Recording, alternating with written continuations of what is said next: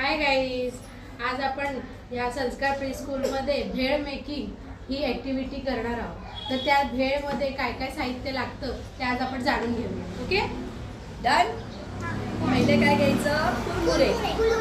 भेळ बनवताना पहिले काय लागतं? कुरमुरे लागतं. बाकीचं साहित्य त्याच्यामध्ये ऍड करायचं असतं. हे काय आहे? चणे शेंगदाणे. काय आहे?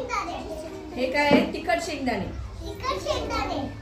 शेव, टोमॅटो, कांदा, फरसाण, लाल डाळ, तिखट शेव.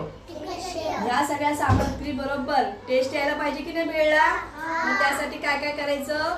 मिरची थोडीशी तिखट लागली पाहिजे की नाही भेळ. मग काय घ्यायचं? मिरची. थोडीशी आंबट पण लागली पाहिजे ना. मग काय करायचं? लिंबू. लिंबू असं भेळवरती पिळायचं. हे काय आहे? कोथिंबीर. काय आहे?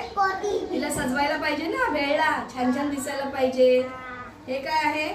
बटाटा. उकडून घ्यायचा बटाटा. कसा घ्यायचा? उकडून. हे काय आहे? चटणी, लाल तिखट आहे ना. हे काय आहे? चाट मसाला. काय आहे?